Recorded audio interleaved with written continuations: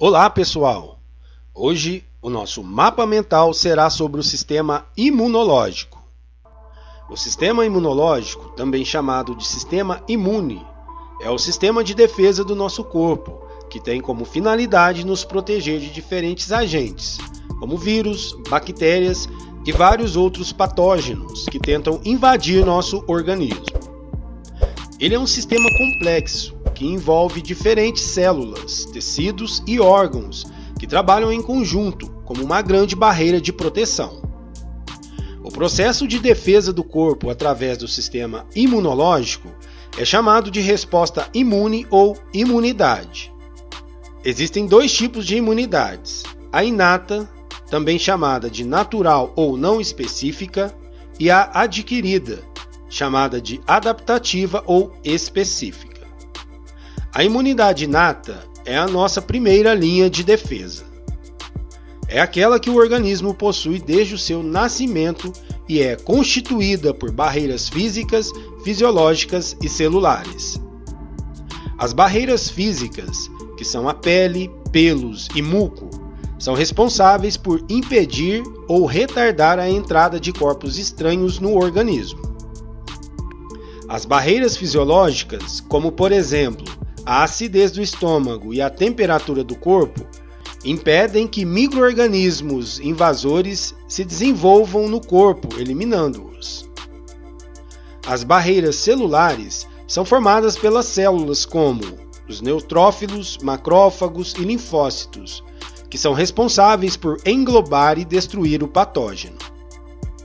Quando a imunidade natural não é suficiente para combater o patógeno, a imunidade adaptativa é estimulada. A imunidade adquirida é aquela que o indivíduo adquire ao longo de seu desenvolvimento. Apesar de ser a segunda linha de defesa do organismo, possui grande importância, já que é por meio dela que são geradas as células de memória, evitando que infecções pelo mesmo micro-organismo ocorram, ou caso ocorram, sejam brandas. É um tipo de imunidade mais específica, pois se desenvolve quando o organismo está exposto a um determinado agente estranho. Existem dois tipos de imunidade adquirida: a imunidade humoral e a imunidade celular. A imunidade humoral acontece quando a resposta é mediada pelos anticorpos produzidos pelos linfócitos B. Já a imunidade celular acontece quando a resposta é mediada pelos linfócitos T, que destroem o micro-organismo ou as células infectadas. A imunidade adaptativa também pode ser classificada em ativa, quando ela é adquirida por meio da vacinação, ou passiva, quando provém de outra pessoa, como por exemplo, por meio da amamentação, em que anticorpos podem ser transmitidos da mãe para o bebê. Os principais componentes do sistema imunológico são os leucócitos, os anticorpos e os órgãos linfóides.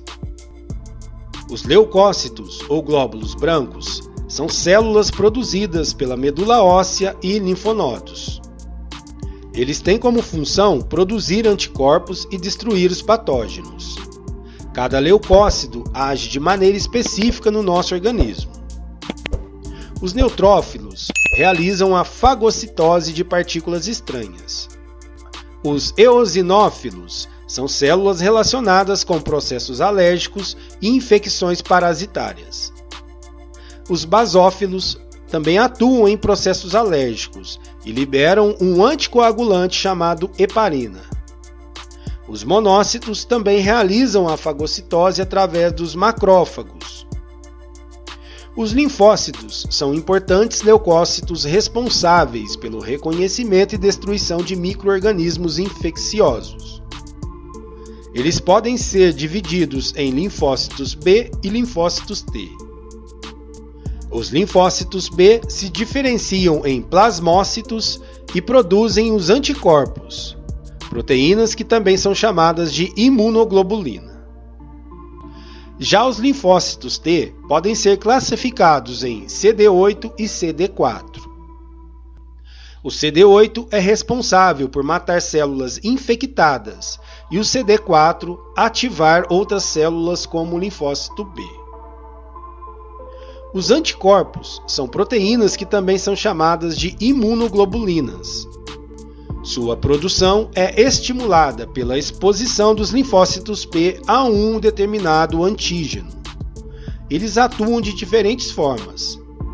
Se ligam ao antígeno e impedem a infecção da célula, promovem a fagocitose pelos neutrófilos e pelos macrófagos, ativam proteínas que destroem membranas, induzem reações inflamatórias e aumentam a atividade fagocitária.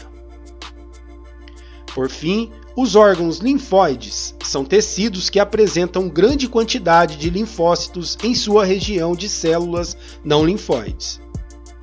Eles são classificados em centrais e periféricos. A medula óssea e o timo são órgãos linfóides centrais. Eles são produtores de linfócitos. A medula óssea é o local onde todas as células sanguíneas são formadas, inclusive os linfócitos B e T. O timo é o local onde os linfócitos T completam sua maturação. Os linfócitos são levados pelo sangue pela linfa para os órgãos linfóides periféricos, como baço, linfonodo, nódulos linfáticos isolados, tonsilas e apêndice. E neles, por estímulo dos antígenos, os linfócitos T e B proliferam-se. E essa foi a aula de hoje. Se gostou, deixe um like e se inscreva para ajudar o canal. Obrigado pela sua atenção e até a próxima.